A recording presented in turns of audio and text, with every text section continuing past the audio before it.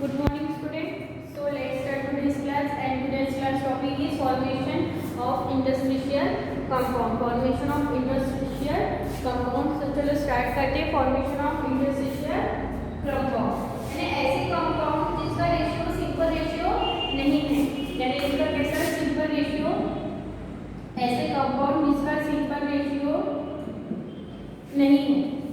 ठीक है, simple ratio यानी कैसे आ जाता है आपका CO2 का कितना आता है आपका, देन CO का सिंपल रेशियो कितना आता है आपका 1:2.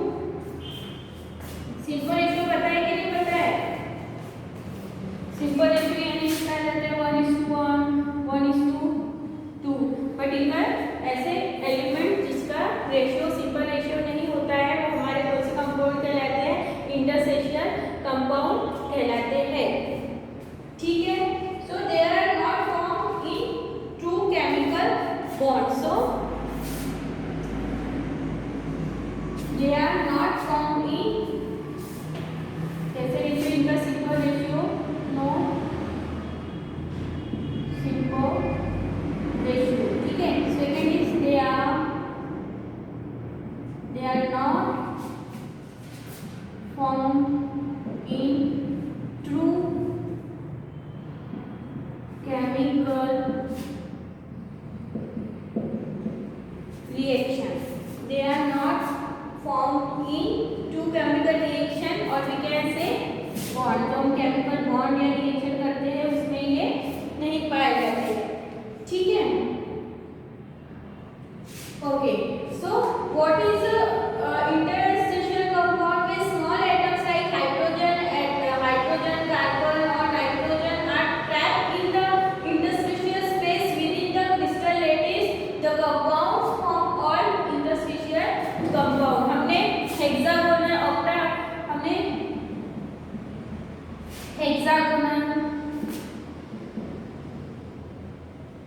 octagonal सीखे स्ट्रक्चर. जैसे हेक्सागोनल का अगर देखते हुए ये मेरे मेटल आयन है. ठीक है, ये एक यहाँ पर ये यहाँ पर. ठीक है, सो कौन से कंपाउंड स्मॉल, मैंने बोला है स्मॉल एटम. क्या बोला है मैंने? Small atom. स्मॉल एटम आपका हाइड्रोजन, कार्बन, नाइट्रोजन और we can say boron also. तो क्या होगा कि ये स्पेस दिख रहा है, इसको हम लोग क्या बोलते हैं? वॉइड्स. इसको हम लोग क्या बोलते हैं? वॉइड्स बोलते हैं. यस, तो ये क्या है? ये वॉइड्स है. इसको क्या बोल सकते हैं हम लोग? इसको बोल सकते हैं और we can say interstitial space, और we can say interstitial space. जो हमारे ये हमारा क्रिस्टल लैटिस है, ये हमारा क्या है? क्रिस्टल लैटिस में जब व्हाट इज द डेफिनेशन? जब क्रिस्टल लैटिस में जब small atom like hydrogen, carbon, nitrogen और बोरान उनके वॉइड्स, और वी कैन से व्हाट उनके वॉइड्स हैं वॉइड, और वी कैन से क्या कह सकते हैं हम? इंटरस्टेशियल स्पेस में जब ये स्मॉल एटम्स आके बैठते हैं, इससे जो कंपाउंड बनेंगे उसको हम लोग क्या बोलेंगे? Interstitial compound. क्लियर हो गया? समझ में आया? फिर से देखते हैं. What where small atoms like hydrogen, carbon, nitrogen, boron bond with small atom like hydrogen, carbon, nitrogen, boron are trapped in the interstitial space. Are trapped in where? यहाँ पर भी आ सकता है, यहाँ पर भी आ सकता है, ये यहाँ पर से तो what? Trapped in interstitial space. So that time जो compounds बनेंगे वो आपके क्या कहलाएंगे? Interstitial compound. क्लियर? यस, आगे बढ़े. ठीक है, so now what is the property of interstitial compound? चलो देखते हैं what is the property of interstitial compound. So और एक मैंने बात बताई, जब ये उनके वॉल्स में जब एंटर हो रहे हैं, जैसे कि मैं इस टाइप से है, जब स्मॉल एटम्स इस टाइप से यहाँ पर जैसे हाइड्रोजन अगर आता है तो उसमें कोई केमिकल चेंजेस नहीं हो रहे, वो तो जाके सिर्फ बैठ रहे हैं ना, वो जाके क्या कर रहे हैं, सिर्फ बैठ रहे, तो उसमें कोई केमिकल चेंजेस या केमिकल रिएक्शन आपकी नहीं हो रही है। ठीक है, अंडरस्टूड। प्रॉपर्टीज देख रहे हैं इंटरस्टेशियल कंपाउंड्स की। इसमें से कुछ जैसे they are hard and what they are hard and good conductor of heat and electricity. Why they are good conductor of heat and electricity? सोचो ऐसा क्यों, मुझे बताओ। ये हाइड्रोजन है या फिर आपका कार्बन और नाइट्रोजन और बोरॉन, ये तो जाके इस जगह पे सिर्फ बैठ रहे हैं ना, ठीक है, उसके पास जो फ्री इलेक्ट्रॉन है वो वैसे के वैसे ही है, उसमें कोई आपके केमिकल चेंजेस हो रहे हैं क्या, कोई केमिकल रिएक्शन हो रही है क्या, नहीं। सो आपके जो फ्री इलेक्ट्रॉन है फ्लो करना है, यानी फ्री इलेक्ट्रॉन का अवेलेबल होना, जितने ज्यादा फ्री इलेक्ट्रॉन होंगे उतनी इलेक्ट्रिसिटी फ्लो होगी, उनकी का फ्लो होगा। सो वहां पर आपके इलेक्ट्रॉन तो वैसे के वैसे ही है, राइट। सो उसका कोई डिफरेंट नहीं हो रहा है ना, वो वैसे के वैसे, तो दैट्स व्हाई ये कैसे good conductor of heat and electricity and hard more than metal. ये कैसे हार्ड रहेंगे, more than metal. Why, metal hard होती है, बट अभी ज्यादा हार्ड क्यों होगी, क्योंकि यहाँ पर जो स्पेस था वो भी तो भर गया है ना, पहले थोड़े थोड़े होल थे, वॉइड्स थे, तो हार्ड था पर उतना हार्ड नहीं था। अभी जो वो स्मॉल स्मॉल होल है उसमें भी आपके स्मॉल स्मॉल एटम्स आके बैठ गए हैं, सो अभी उसमें कुछ आपके होल्स वगैरह बचे के हैं, तो ये कैसे हो गया, हार्ड हो गया then metal. Clear? Yes. Their high melting point and boiling point. Yes. यहाँ पर जब भी अभी एक्स्ट्रा आपके हाइड्रोजन कार्बन नाइट्रोजन और स्मॉल एटम बैठ गए, तो उसको आपको ब्रेक डाउन करने में ज़्यादा एनर्जी की जरूरत पड़ेगी कि नहीं पड़ेगी। मेटल से, मेटल भी हार्ड होता है, उसको भी हमको है ना, उसका भी बॉइलिंग पॉइंट कैसा होता है, हाई होता है, मेल्टिंग पॉइंट ऑल्सो हाई होता है, बट अभी तो और फिर से स्मॉल स्मॉल एटम आके बैठ गए हैं, है ना। यहाँ पर H, यहाँ पर कार्बन, फिर से स्मॉल स्मॉल एटम, तो दैट्स व्हाई इसका भी what melting point and boiling point कैसा होता है, हाई होता है। Clear? They are chemically inert, they are chemically inert. Why they are chemically inert?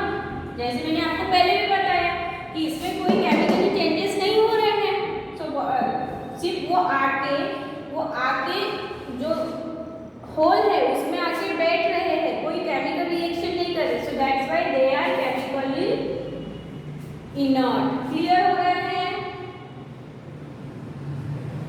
There density less than parent metal iron. Yes, density बराबर है size के ऊपर depend करती है, इनका size he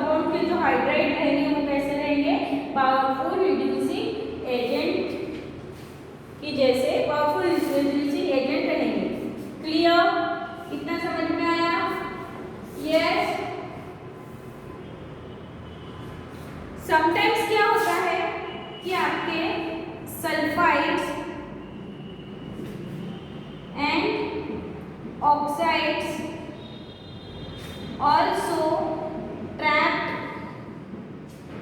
in interstitial space. कभी कभी क्या होता है आपका, क्या होता है कि जो आपके सल्फाइड्स एंड ऑक्साइड्स होते हैं वो किसमें चले जाते हैं, किसमें, आपके इंटरस्टिशियल स्पेस में चले जाते हैं. कभी कभी भी ऐसा होता है. ठीक है, मैंने वैसे आपको बताया कि small atom hydrogen, carbon, nitrogen, boron, but sometime ऐसे भी होता है कि जैसे sulphides and oxides also trap in interstitial space in lattice. Clear हो रहा है? यस. सो एग्जांपल किसके, इसके आपका आता है steel and iron. Okay,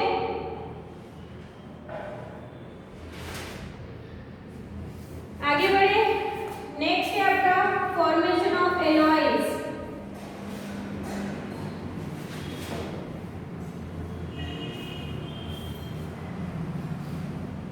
next है formation of alloys. Formation of alloys, चलो देखते हैं फॉर्मेशन ऑफ एलॉयज क्या होते हैं. मिक्सचर ऑफ मेटल्स, ये हो गया आपके mixture of metals and metals, mixture of metals and metals और metals and non-metals. What is the alloys? What is the alloys? Mixture of metals and metals or mixture of metals and non-metals. ठीक है, alloys can be formed with those metals which have atomic radius ranging between 50% of each other. ठीक है, चलो देखते हैं.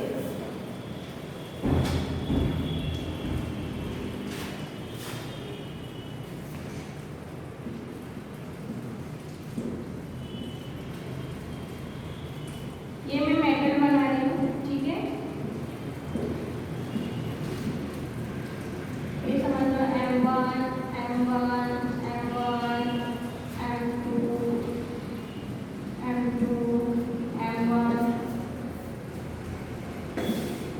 M1, M1, M2, M1, M1, M2, M2, M3, M3, M3. यहाँ पे मैंने कितने टाइप के मेटल और नॉन मेटल लिए, एक तो M1, then M2 and M3. Clear हो रहा है? यस. सो अगर जो अगर मैंने यहाँ पर M1 मेरा एटॉमिक रेडियस है और एटॉमिक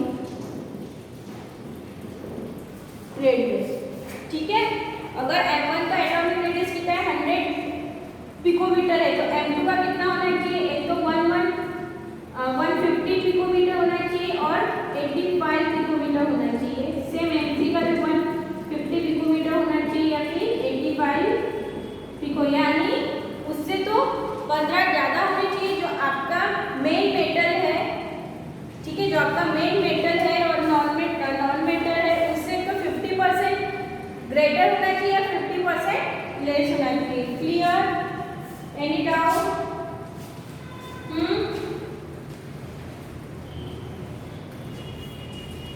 सो इनके क्या होते हैं, सिमिलर एटॉमिक रेडियस होते हैं. कैसे होते हैं, है ना, सिमिलर ही दिख रहे ना ये देखो. कैसे होते हैं, सिमिलर एटॉमिक रेडियस होते हैं. तो दैट्स व्हाई ये कभी कभी sometimes they show similar properties.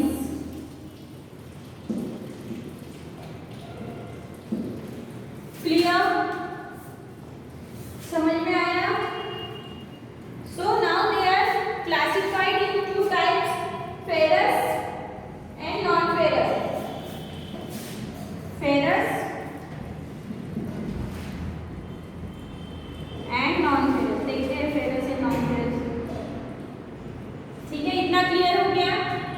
what is alloy is mixture of metals और नॉन मेटल्स, बट इनका एटॉमिक रेडियस, जैसे मैंने अगर 3 टाइप्स के मेटल्स लिए तो उनका एटॉमिक साइज कैसे रहेगा, एक तो 50% ग्रेटर होना चाहिए या 50% लेस होना चाहिए, क्लियर। और इनका एटॉमिक रेडियस कैसा है, सिमिलर रहता है, तो ये प्रॉपर्टीज भी कैसे शो करते हैं, सिमिलर प्रॉपर्टीज शो करते हैं कौन, एलॉयज, ठीक है। आगे बढ़े, ओके, अभी देखते हैं 2 टाइप्स में डिवाइड किया है, फेरस और पहले फेरस देख लेते हैं। First is ferrous. फेरस से क्या बोलेंगे हम लोग,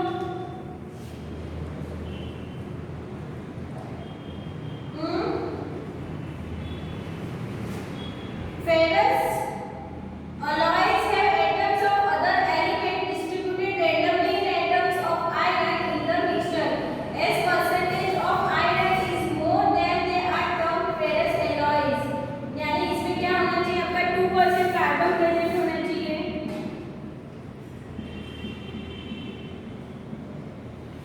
ठीक है। और ये किसका मिक्सचर है आपका, ओके। नॉन फेरस क्या रहेगा, alloys are formed by mixing atom of transition metal, then irons which are non transition element, example brass which is a alloy of copper and zinc, ठीक है। फेरस और इसको कल continue करेंगे, ठीक है। टाइप्स ऑफ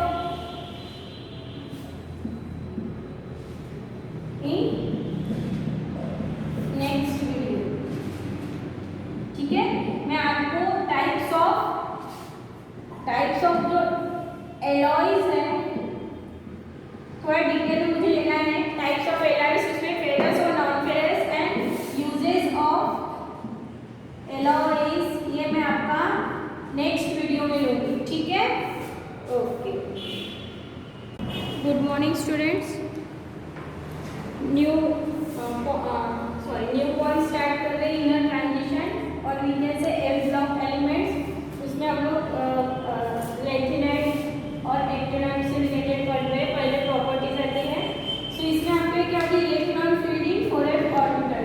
यहाँ पे आपके जो इनर ट्रांजिशन एलिमेंट्स होंगे उनके लास्ट जो वैलेंस शेल और इसको बोलते हैं व्हाट, अल्टीमेट शेल कौन सा होगा, आपका एफ ऑर्बिटल होगा, यानी आपका लास्ट वाला इलेक्ट्रॉन कहाँ पर फिल होगा, आपके एफ ऑर्बिटल में।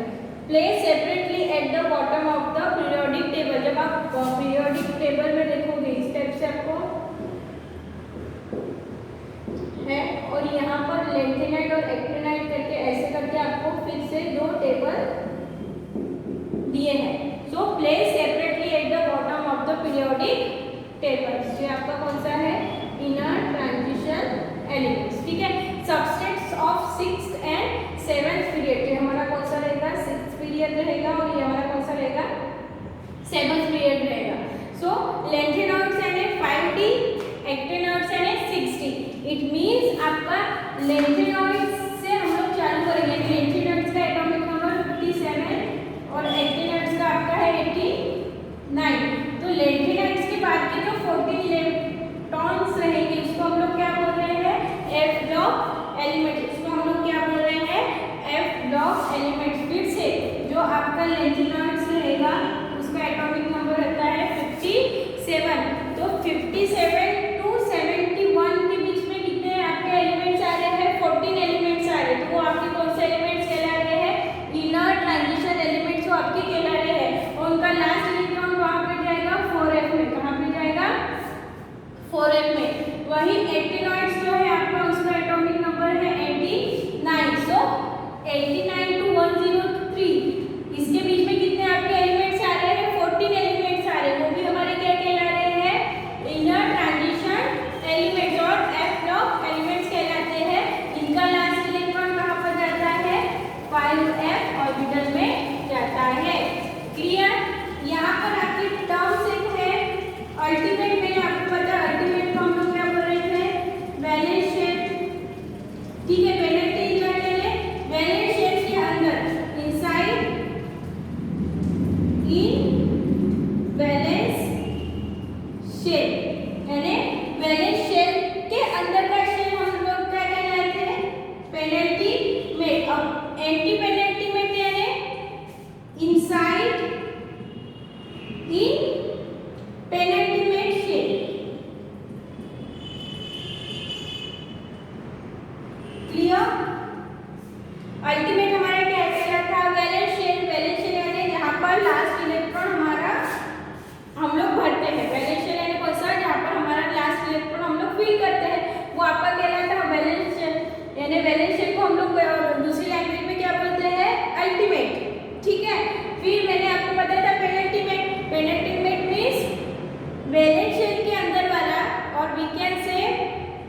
वी कैन से अल्टीमेट के अंदर वाला शेल आपका कौन सा कहलाएगा, पेनल्टीमेट, और पेनल्टीमेट के अंदर वाला शेल आपका कौन सा कहलाएगा, एंटी पेनल्टीमेट। क्लियर। देखो यहाँ पर अल्टीमेट अगर मैंने क्या आएगा तो आपका आएगा S, then D, then F. ठीक है, ये 0 to 2 राइट है, बट यहाँ पर होना चाहिए था 0 to 10। क्यों नहीं लिखा हूँ मैं आपको इलेक्ट्रॉनिक कॉन्फ़िगरेशन जब सिखाऊंगी तब बताऊंगी। ठीक है, और एफ ऑर्बिटल में तो 0 to 14। सो हमारा सबसे लास्ट वाला इलेक्ट्रॉन कहाँ पे भरा जाएगा, एंटी पेनल्टीमेट शेल में भरा जाएगा। क्लियर।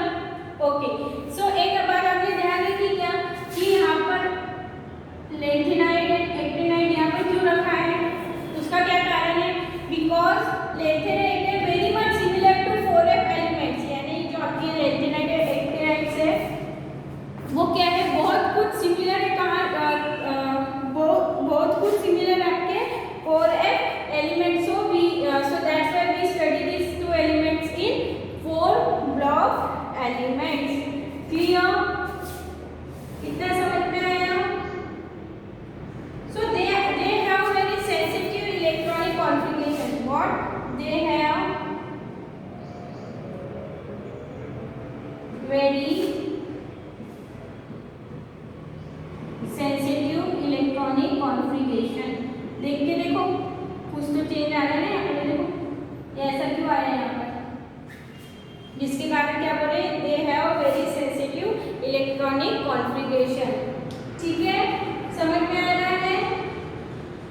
यस, यहाँ पर देखो मैंने क्या लिखा है, यहाँ पे कितने 0 to 2, डी ऑर्बिटल में कितना आएगा 0 to 2, और एफ ऑर्बिटल में कितने इलेक्ट्रॉन फिल होंगे आपके 0 to 14। Clear. Properties of F block elements है, और एक पॉइंट है properties are similar to D block elements, यानी कभी कभी इनकी properties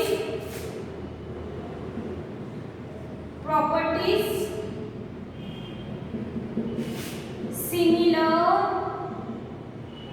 to D block elements। But किसकी बोल रही हूँ मैं, F ब्लॉक की। कभी कभी एक ब्लॉक जो है, एक ब्लॉक के जो एलिमेंट्स है वो कभी कभी सिमिलर प्रॉपर्टी शो करते हैं जिसके साथ, D ब्लॉक एलिमेंट्स के साथ। क्लियर। यस।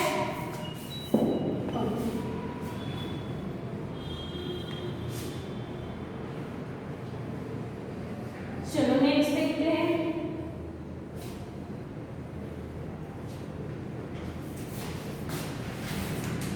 इलेक्ट्रॉन